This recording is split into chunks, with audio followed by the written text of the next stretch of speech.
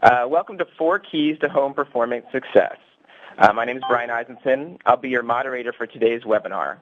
This is the first in a series of webinars PECI is facilitating, which are intended to provide a platform for sharing real-world experience, insight, and learning, with the goal to evolve energy efficiency programs and initiatives. I'm going to go over a few quick housekeeping items before we start. For the duration of this webinar, as you just heard, your phone lines have been automatically muted. So if you experience any technical difficulties during the webinar, please use the chat pane to contact us. You can access it through the WebEx toolbar at the top of your browser. If you have questions for our presenters, please send them to us using the Q&A pane, which can also be accessed through the WebEx toolbar. We've reserved time during the last portion of our webinar for our presenters to do a Q&A session. So any questions you send our way during the presentation, they'll respond to it time permitting during that session. Our presenters will also be asking some live polling questions throughout today's webinar. These questions provide an opportunity for you to weigh in on key issues relating to our home performance discussion and to see how your perspective compares to other participants. After our presenter asks the polling question, the question and answer choices will appear on the right sidebar of your screen. You'll have approximately a minute to answer the question, and then at that time we'll compile all the participant answers and share the results with you.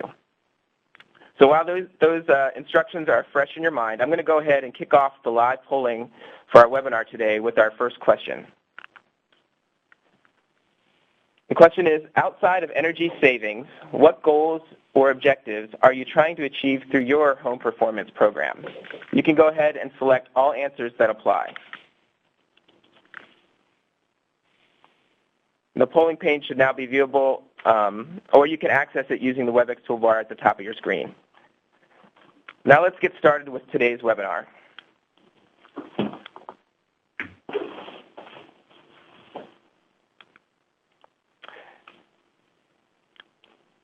So I'm happy to introduce today's panelists. Jami Walker is a product manager at PECI. Jami drives PECI's program design and development for the existing homes market.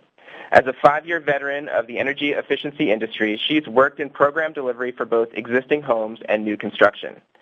Alexander Scott is Energy Efficiency Developer for the State of Utah's Office of Energy Development. Alex is responsible for the development of residential, commercial, and industrial energy efficiency programs across the state of Utah. And now, without further ado, I'll hand the reins over to Jami. All right, thank you all for coming today. We're excited to share some of the things we've learned over the last couple of years in running the Utah Home Performance Program. As far as our agenda today, we are going to go over the program goals and challenges. I'll briefly go over how the program worked. We'll share some of our results, and then we'll get into the 4 keys that we want to share with you today. And then we'll wrap up and hopefully have some time for Q&A. All right, good morning, afternoon. Thanks to everyone for coming. It's my pleasure to be here today.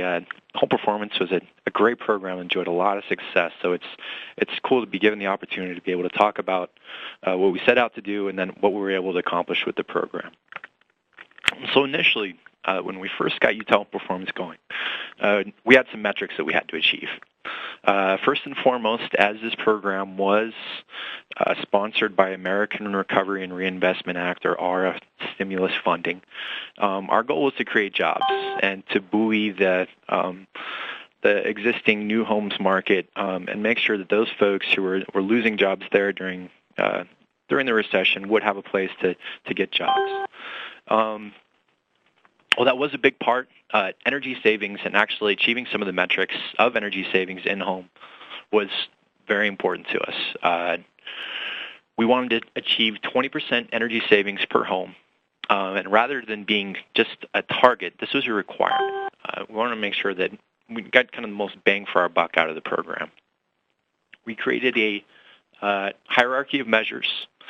If it were identified by the analyst as needed, then it had to be installed in the home. There were 2 things that had to be installed in every home: insulation and air sealing. And this did rule out some potential participants, but we wanted to make sure, again, that the funds were being spent in the best possible way. We were also aiming to achieve the building and the foundation of a lasting home performance market within the state of Utah. Previously, this didn't exist, and we wanted to make sure that not only we were saving energy, providing jobs, but then we were providing a market that would last well into the future. Our initial metrics for the home performance program were to do 2,773 home performance assessments. From those home performance assessments, we wanted to get 758 projects completed, which turned into a 20% conversion rate from assessments to completed projects. We'll get into those numbers later, but first we'll go into the second live poll, and you can see the results of the first live poll there to the right. So if you'd like to take a moment and answer those questions, and we'll continue.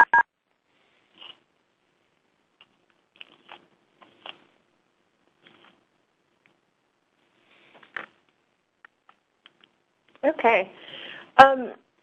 So clearly challenges are going to be different by your region, your market maturity, your contractor experience, homeowner buy-in, and I'm sure other factors. In Utah, we faced our own set of challenges and tried to design the program to meet those challenges. And we think a lot of these challenges were similar to other programs that might just be starting up in the market. The first thing that we encountered was inconsistent quality in the marketplace. So we had some really high-quality contractors and some that just needed more support and education. So we designed the program to start raising the bar for the entire industry. Along with that, there had been some market disturbance a year prior to the launch of the program. This caused the utilities to lack trust in the contractors and vice versa. And then we were also faced with lack of contractor awareness. We didn't have any BPI certified professionals in the market, and there were only one or two true home performance companies that were operating. So we had to get a lot of people on board really quickly, and we had to teach a lot of people about the benefits of the home performance approach and why they would want to sell it to homeowners. And then lastly, we also were faced with a lack of homeowner awareness. And energy efficiency is a well-known idea in Utah due to the existing utility programs. However, home performance as a concept and its associated benefits of the whole house approach, they were not very well known in the state. So other programs that, other challenges a program might face are low conversion rates, low uptake, frustrated contractors, regulatory pressures, and you know, they're, like I said, they're just going to vary from region and market to market.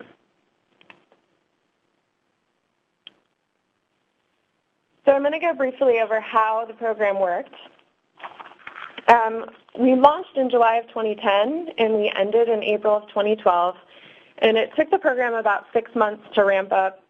So it really took off at the beginning of 2011 and then didn't slow down. And before we even started marketing the program, we recruited and trained our program partners and got them on board. We wanted to create a really straightforward customer experience, and that is not and that started with our online energy survey. So homeowners took a quick survey. It worked as both a customer engagement tool and a lead screening tool, and it was where they could go to receive the referrals for participating partners. The online tool then connected them with the analyst who would come to their home, and they would receive their HPA. Along with that, they received a comprehensive report. It included a roadmap for all of the upgrades that they could do to their home, and it also included an initial energy performance score from the program.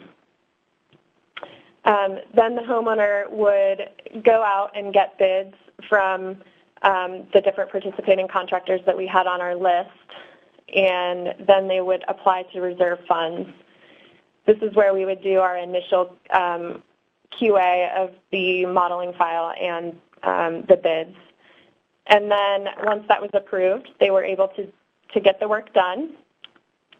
And then the analyst would return to do the final home performance assessment.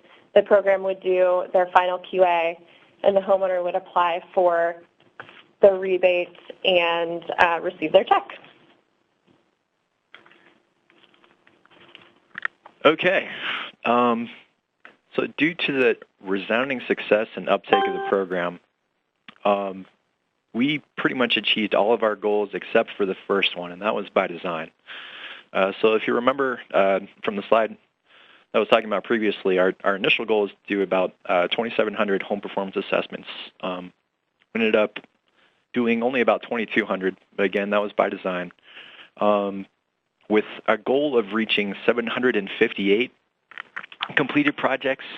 We actually hit 1,277, which is fantastic. And that we were able to do that because since the home performance program was being so successful, the Office of Energy Development that ended up awarding an additional $1.2 million to the program, which allowed us to get some more work done, and which was great.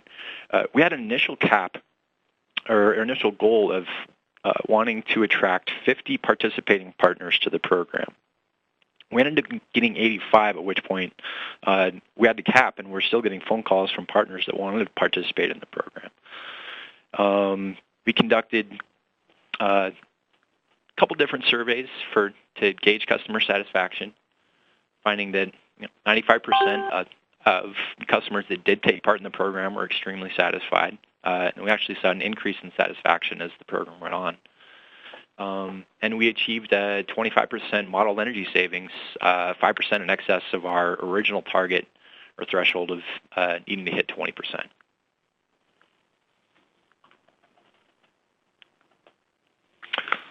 So this is just kind of a walkthrough of how people would first learn about the program, go through the initial survey, and the participation levels that we saw at each different step.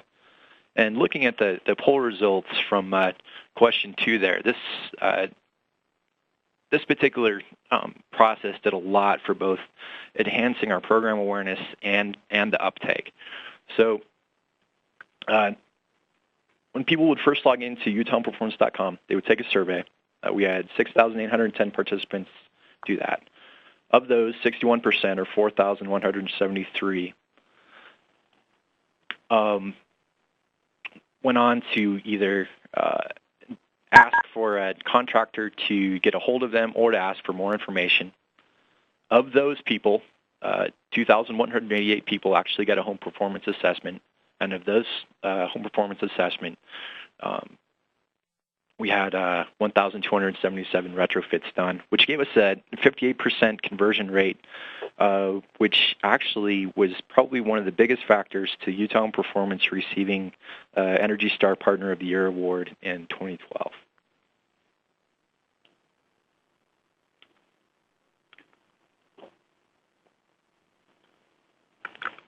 Okay. So the number one key that we want to share today is the importance of focusing on the contractor. Going into the design of this program, we knew that the contractors would be an integral part of our success, and because of that, we set out to build strong relationships with them. And just the fact that we chose to call them partners, though it's subtle, sent a certain message about our intent. And we started with identifying champions and empowering them to spread the word about the program and its benefits. And we also brought them to the table to provide input on design. This actually led to the Partner Council, which was a board of invested partners that provided ongoing feedback and insights to program staff. And then we also implemented a mentorship model of training in QA/QC, and that set up a sense of trust and transparency, and it allowed us to have a collaborative and honest relationship that really was a two-way street. We also focused as much of our attention and resources as possible on making them successful. So we provided them monetary incentives, training, sales tools, and one-on-one guidance. And we helped them focus on making their customers happy, helping them offer excellent customer service, and supporting homeowners throughout the process. And we found this really important because contractors are truly the face of the program. They bring a lot of the customers in, they hold the primary relationships with them, and they can drive market transformation and can really make or break your program.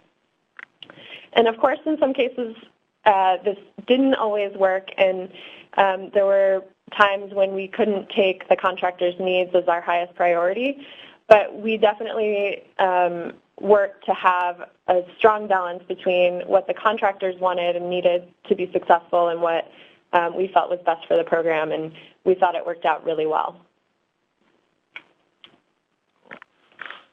So this focus on contractors really showed up in the numbers and how successful the program was. And again, getting back to that second polling question, if you have questions about low program awareness or low program uptake, since they were kind of the front men in the face of the program, they were the ones that drove the majority of the business.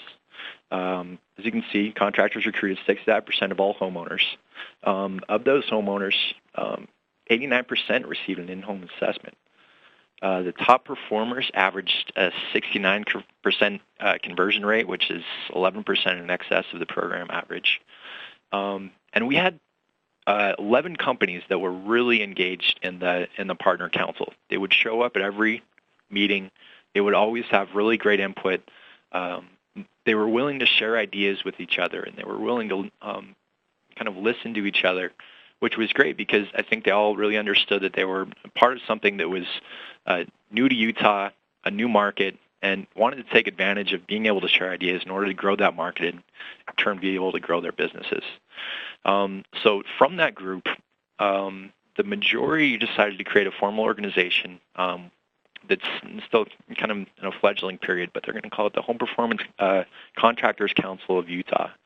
And the initial goal of that group is to provide a united voice in the statewide discussion on scoring tools, provide educational opportunities to other contractors in the state, and to work with the utilities to create some future iteration of Utah home performance.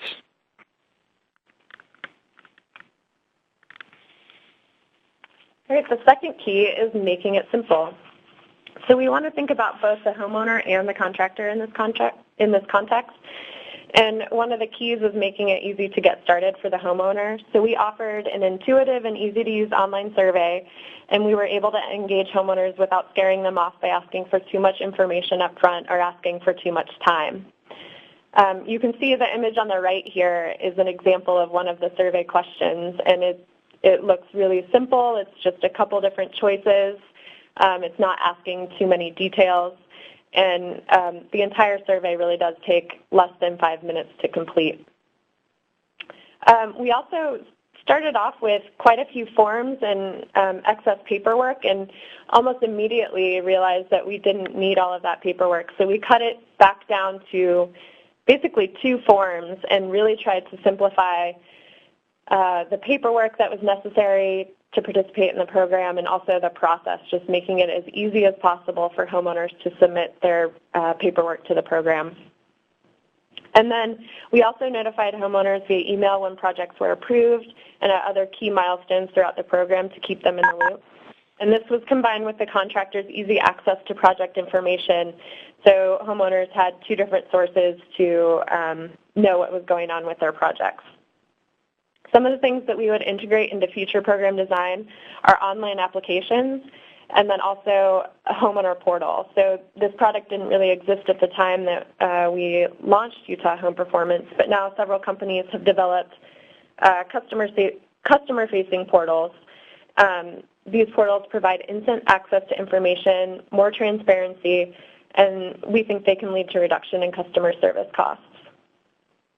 As far as the contractor goes, we worked with Energy Savvy as they build out what is now Program Optics, and it basically provided a one-stop portal, one source of information for anybody that was involved with the program. And then it allowed us to automate a lot of the processes that we had. So communication was streamlined, which reduced confusion. It streamlined project management and administration. It reduced office work for partners, and it also just provided a much deeper level of insight and transparency into the day-to-day program activity. And then lastly, simplifying the audit saves significant time and energy for the contractor and program administrators. The tool we used had a lot of inputs and did take a long time to get contractors on board. And I just think we need to find the balance between regulatory data requirements, the homeowner value proposition, and then ease of use. So we want to provide the right amount of information to the homeowner to close the deal, the right amount of information to accurately project energy savings, and then we want to combine that with the right amount of time to spend on the audit, both in the home and at the computer. So I know that sweet spot exists, and I'm sure we can figure out that balance. Okay, so here we've got two different screenshots from two of the automation tools. The top right corner there is a screenshot that the customer would get after completing the online survey. As you can kind of see in that little kind of dark triangle at the top of the multicolored bar there in the left corner, this would give a homeowner the indication of how their home was performing as compared to a typical home, so kind of the imaginary Joneses, based on several different inputs, as you can see on the top bar. 4 people in the home, square footage, year it was built, and everything else. At the bottom part of that screen, we get a customized action plan, steps to move forward, things that they could do. And then on the right there is a breakout of individual measures and how much each of those measures would contribute to energy savings, and then estimation of the cost savings over 3 years. The bottom left is an image of the contractor portal. An easy and intuitive, and it provided access to data that previously wasn't available. After the implementation of this tool, because we weren't using this tool the whole time through the program, time to complete the program, so from end to end, decreased by 48%. There were definitely more factors that went into the reduction of that program time, but it had a very big impact on the administration communication lines, and overall just sped up the process.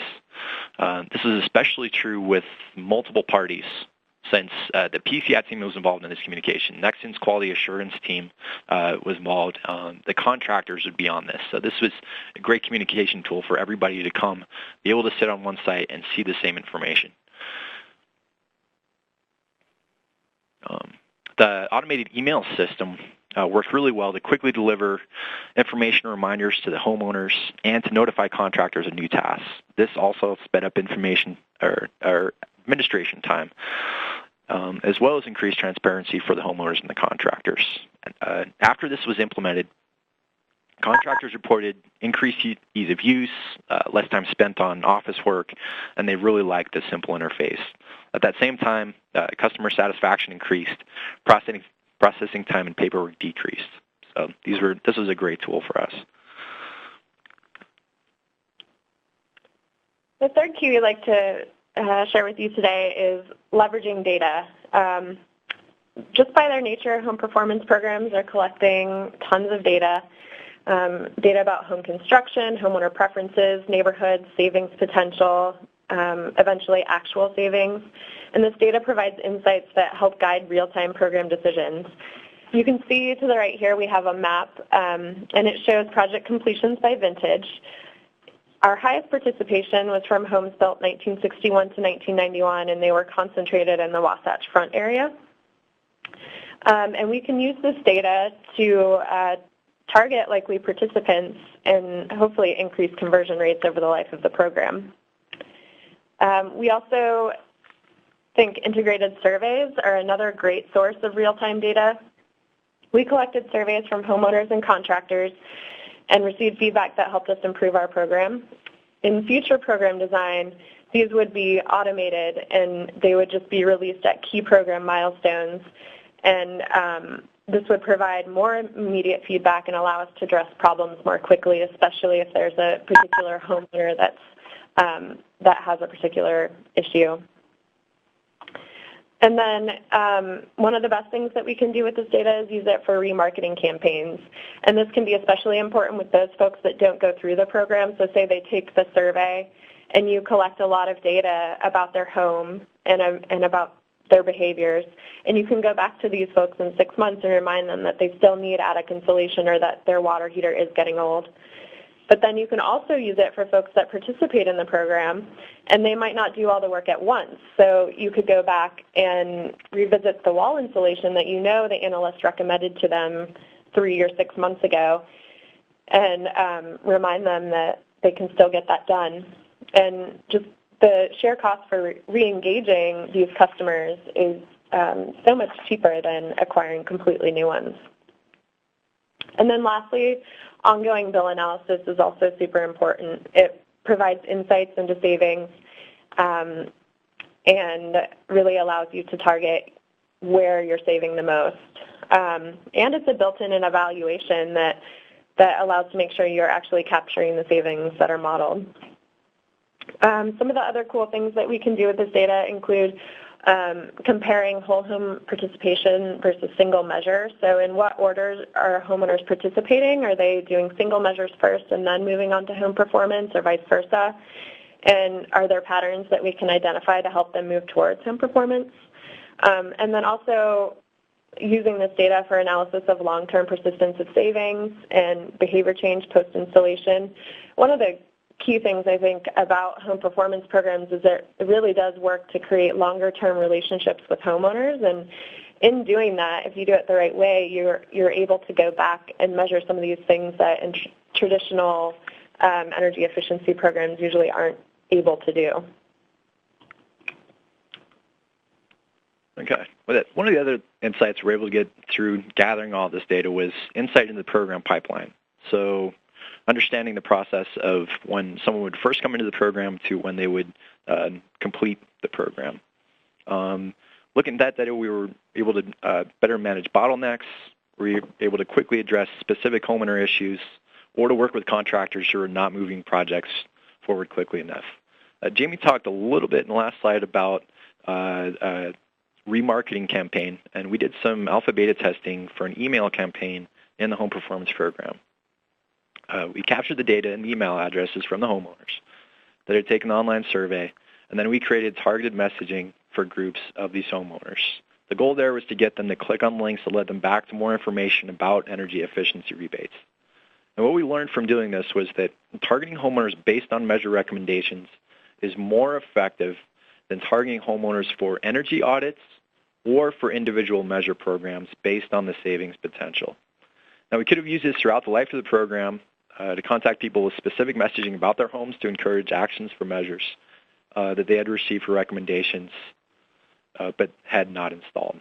Another great thing we were able to do is to collect homeowner gas data and come up with some typical high savings home.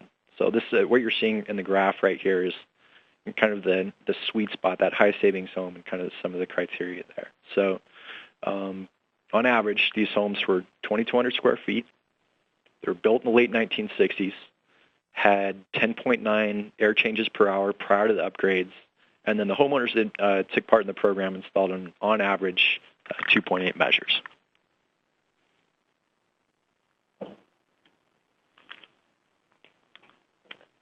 And then the last key that we'd like to share is knowing the market. And the way a program is marketed will be different depending on the maturity of the program, the region, the audience, and I'm sure other factors as well. In this case, with Utah Home Performance, we were building an entirely new brand. So prior to launching, we took the time to segment our audience and identify specific targets. We spent substantial amounts of time talking to homeowners in Utah, working with local media outlets, and creating a recognizable brand that would resonate with customers throughout the state. And at one point, one of our marketing coordinators actually received the question and compliment of, "Are you sure you aren't from here?" Which I think is what we're always striving for. As much as possible, we tried to make our marketing look and feel local. Once we had our brand down, we identified local influencers. Those included online outlets that were trusted sources of information for the public, bloggers, and community groups. In addition, we had it on our list to work with realtors more closely, but the program funds were reserved so quickly that we didn't really have a chance to ramp up that effort. But we recognize that realtors are key influencers, and they should definitely be at the table when we're talking about how to get people involved. And then I can't really say this enough, but contractors are a huge factor in program success, so as much as you can, push all of your marketing efforts towards them so that you're really helping their businesses be successful.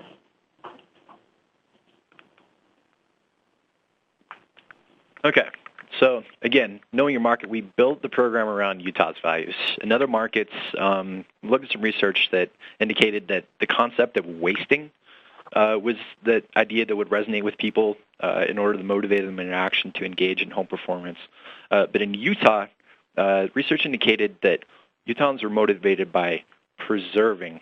So that concept led into the jar that you see to the right and some of the other pieces of the marketing campaign. We use familiar scenery, in Utah. In the previous slide, like you saw the Utah Arch, which is actually a marketing campaign that's, I think, in a subway tunnel in San Francisco right now to try to boost tourism for Utah, and it's pretty popular. It's on license plates here. We targeted folks who engaged in the lifestyle of health and sustainability. We tried a bunch of different stuff. We really got into some community-based social marketing at first. The first stab at that was to do some outreach events at local libraries to get people to come and learn about home performance. That didn't go over so well. Actually, at the second library event that we did, we got billed as Utah Home Protection. I don't know if that drove anybody away, but that's certainly not what we would want to be represented as. But kind of learned from those mistakes, moved on from there, worked at the local farmers market and some other green events. Companies had Earth Day events and went to a couple of those. Worked closely with contractors in going out and promoting the program ourselves, but then having contractors there too to kind of promote their businesses. And we got great uptake at both the farmers markets and the Leave Green event, which takes place right around Earth Day every year in Salt Lake. Leads from those events turned out really well for contractors. One in particular, I think, got like an 89% conversion rate from those leads, and then also got more leads from folks that he had contacted at those events. We provided cooperative marketing incentives, provided some one-on-one marketing assistance, marketing sales training, in-home sales tools, the at the kitchen table thing that you need to talk to homeowners about, and all in an effort to support sales directly outside of advertising. That's all there.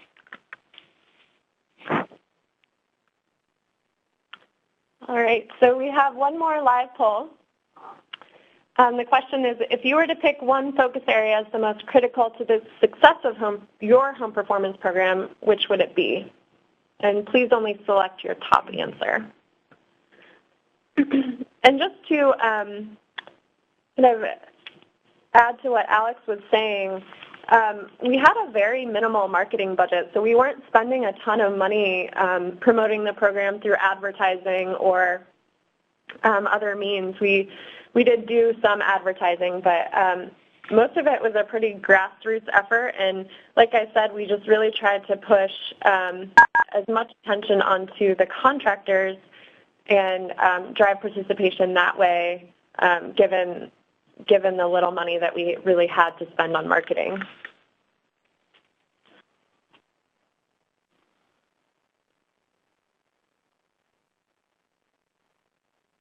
So did we achieve what we said we would, or what we set out to do? And I think we did. As far as creating jobs in Utah, we had 82% of our partners indicate that their business increased due to participation in the program.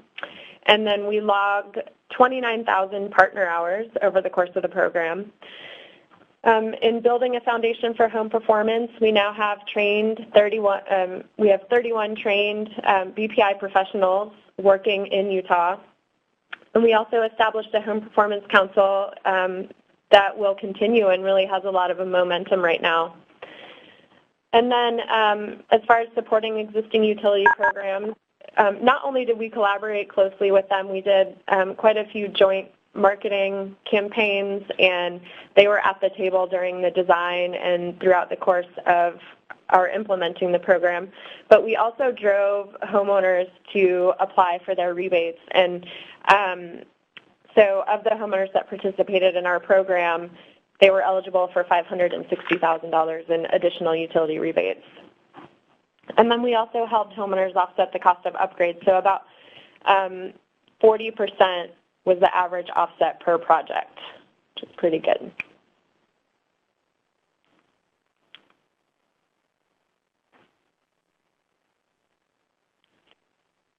And then just to go over these metrics one more time so you can kind of see them up on the screen.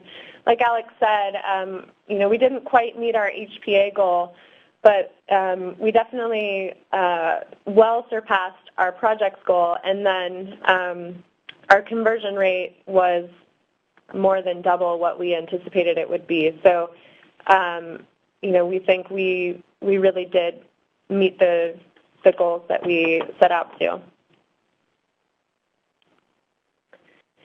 And as I said, we think the 4 key things that we've shared with you today, so focusing on the contractor, making it simple, leveraging your data, and knowing the market, those are the key things that led to our program success.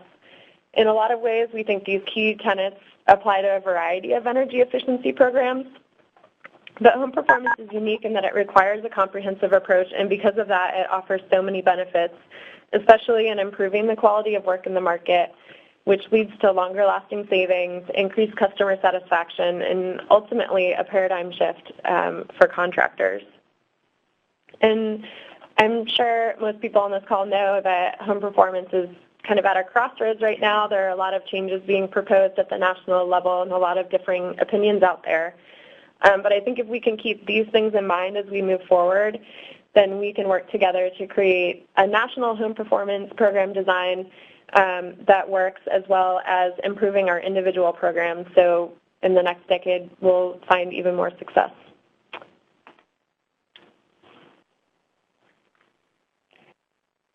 Okay, so it looks like we have about 15 minutes for Q&A with our panelists. So if you haven't done so already and you'd like to submit a question, please use the Q&A pane. Again, you can access it through the toolbar at the top of your browser. And if we run out of time before getting to any of your questions, we will answer them and provide them in a Q&A transcript, which we'll send a link to after the webinar. So with that, our first question is, why do you think the conversion rate was much higher than anticipated? That is definitely a good question, and we actually did quite a bit of analysis on this just to come up with what we think are the key reasons why our conversion rate was high. One of the things that we think contributed to it was screening for qualified leads. So we had pretty much a multi-pronged approach for screening. The first was the online survey, and that identified qualified candidates for the program, and it also kind of set their expectation for home savings potential. And then it also led homeowners who weren't going to qualify either because their home was built after our cutoff date or because their savings potential was too low. It led them to just single measure utility rebates. And that actually, I know we off-ramped about 16 to 20% of homeowners that didn't qualify for the program just through the survey alone. And then additionally, we also had trained our analysts and our customer service representatives to do additional screening when they first talked to the homeowner. So we were pretty sure that we were getting the most qualified leads that we could. And then lastly, homeowners were required to pay $100 for the HPA. And while that's not a huge sum, it's enough that they have the skin in the game and kind of acted as a self-screening mechanism as well. Because if you're paying $100, you're probably more likely to make the upgrades. And then we also had a bunch of high-performing contractors that were working in our market. And, we developed, through our outreach and training, a strong network of folks, and they were really trained. They were bought into home performance. They were really excited to sell it. And that combined with the tools that we provided them and the training as far as marketing and sales goes, I think that really contributed to the high conversion rate as well. Because ultimately, they're the ones that are going to close the deal. And then we can't ignore the fact that, we did offer $2,000 in rebates, so that's definitely a motivator to, have work done now instead of later. And then lastly, we did do a lot of work, like I explained before, in targeting our market and making sure that we were going after the people that we thought would be the most likely candidates for completing upgrades.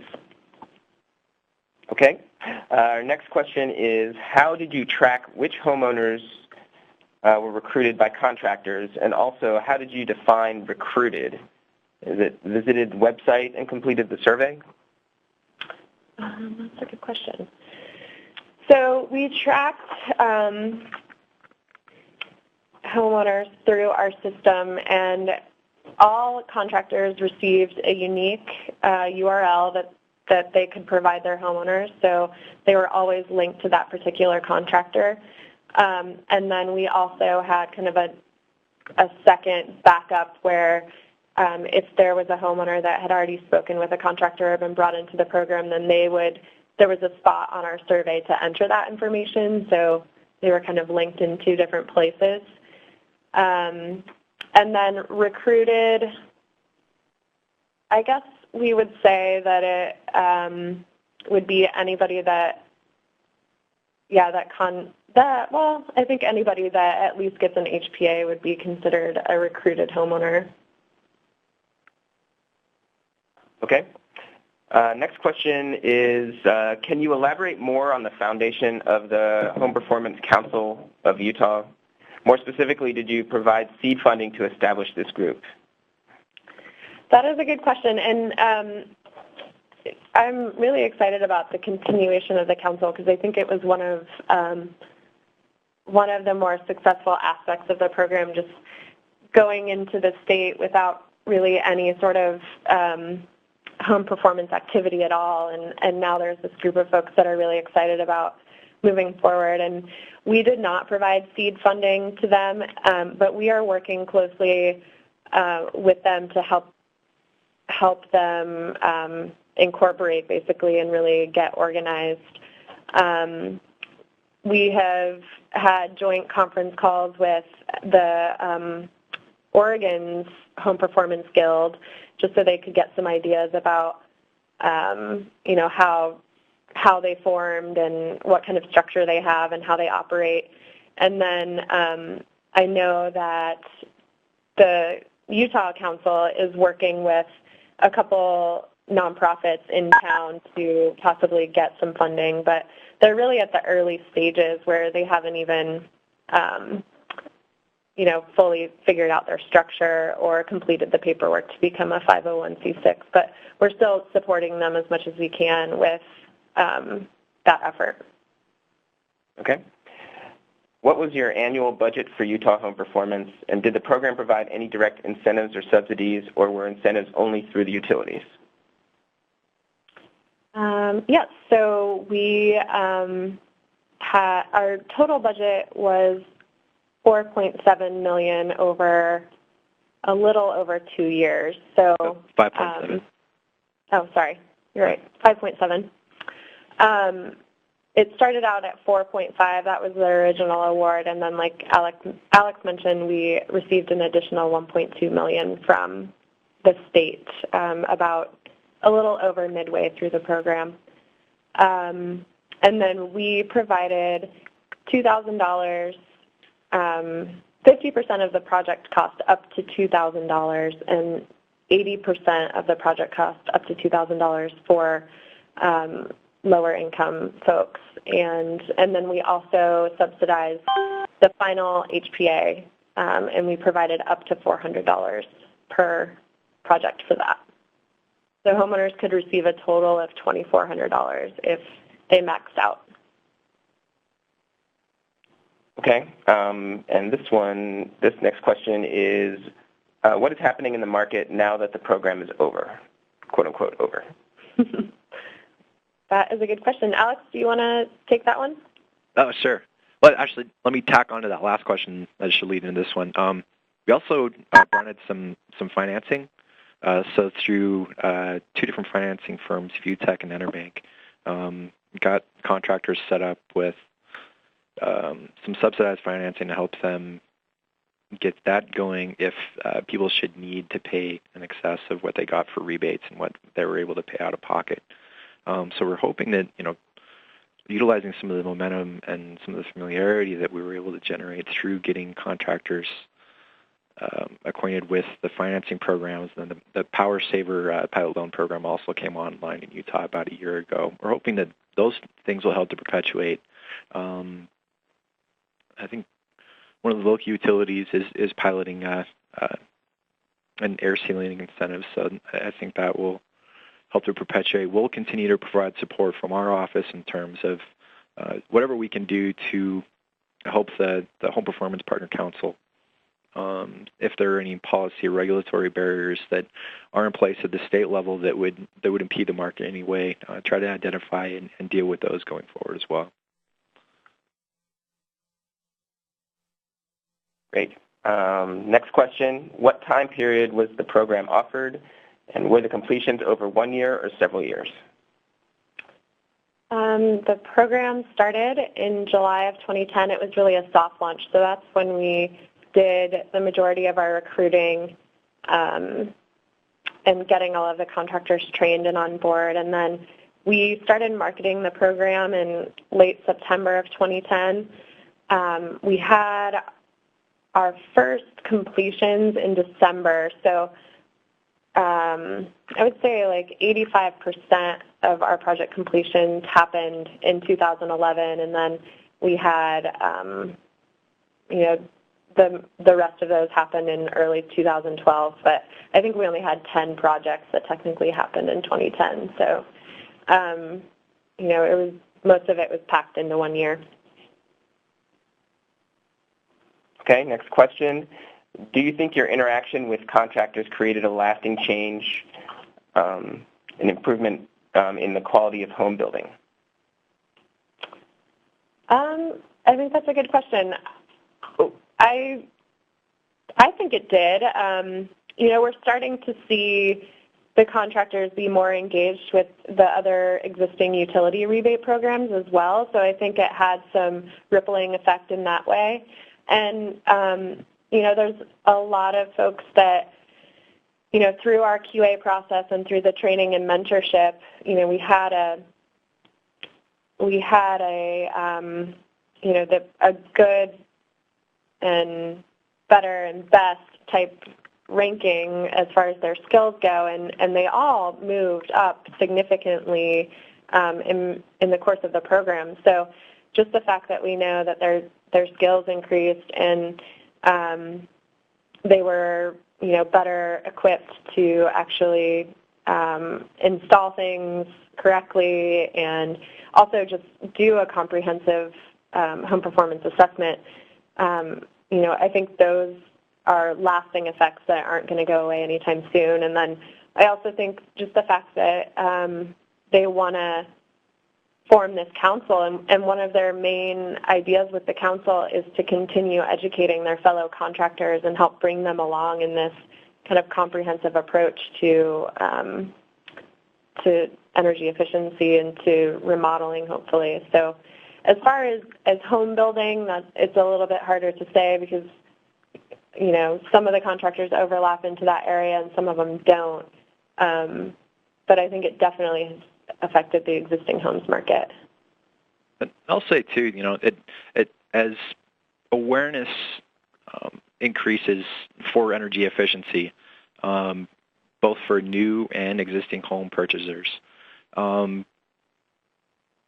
that's great for the new homes market as well because people will know to ask for these sorts of things or know that they're important or know that they'll have impact on how much they're having to spend in energy each month. And going back to the initial aim of the American Recovery and Reinvestment Act money, I mean, that really was to take some of the contractors and builders that were working in the new homes market that might not have had to work during the recession, give them something to do, or give them some incentives that could help drive work in existing homes' energy efficiency. And I imagine as they gravitate back to the new homes market, as that is kind of heating back up in the state, those skills and that perspective will go back into that market as well. Okay, we have time for just a few more questions, so I'm going to move on here. Next question, what did the audits cost, and did you subsidize that cost? We did. So like I mentioned, it was $100 for the homeowner, and then we paid an additional $200 to the analyst on the back end. So once the audit passed our QA, we would issue a reimbursement for the analyst. So yeah, it was partially subsidized. But okay. One of the things that we were able to do with the program in, I think it was in late August of last year, we stopped providing that incentive because we wanted to make sure that we're driving as much money that we had left in the program into actually getting retrofits done.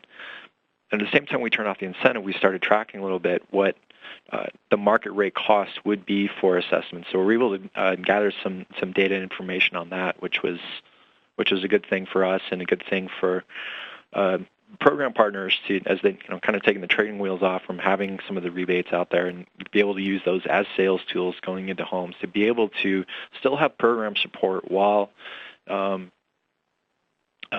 not having that initial rebate in order to sell the energy assessment. And I think that gave them a good perspective on what the market would handle and what they would be able to get in order to get those assessments done. Okay. Next question, can you talk a little more about your contractor co-op marketing program? Sure. So we offered an incentive, and it was 50% of the job cost up to $500 per year, or the marketing cost up to $500 per year. And then we also provided the contractors with templates. So we created 3 different templates that they could use with their advertising, such as a direct mail, or if they were putting something in the newspaper, they had access to those. And then anything that they did want to put out there, we would just do a quick review of and make sure that it met all of our logo guidelines and brand guidelines. And then, we would also kind of use that as an opportunity to give them some one-on-one guidance as far as design and marketing and best practices and that sort of thing. So they had access to our marketing coordinators basically whenever they wanted. Okay. Next question, did the utility company originally offer a residential home energy audit before Utah Home Performance? That is also a good question. We, the local gas company, Questar Gas, does and did at the time have an in-home energy audit. It was a more basic audit than the comprehensive audit that we were offering through Utah Home Performance. And we actually spent a lot of time kind of working with Questar and talking amongst ourselves to make sure that we were differentiating between the two, because we didn't want there to be any sort of confusion. And we basically ended up kind of billing it as the Questar audit could be a good entry point into the Utah Home Performance, but was really for a different customer that may just want basic information, where ours was a little bit more detailed and in-depth. Okay, so with that, we've run out of time on our Q&A, and we need to wrap this webinar up, but we hope you've gained some key insights today that will help you in the delivery of your own home performance program. We have recorded this webinar, and we'll make it available to you to pass along to colleagues and partners. We'll also be providing a full transcript of today's Q&A segment, including any questions that came in that we didn't have time to address. So please look for a follow-up email from us with links to these items, as well as a link to a short survey that will help us gauge the value of this webinar and determine future topics. Lastly, we'd like you to save the date for the next webinar in our series, where we'll have experts from both PECI and Eaton Corporation who will discuss different approaches to monitoring-based commissioning. That webinar is scheduled for Tuesday, August 7th at 1 p.m. Eastern, 10 a.m. Pacific, so please keep an eye out for a registration link for that and more details. Thanks again for participating today, and thanks to Jami and Alex. And we look forward to having you join us again at one of our future PECI webinar events.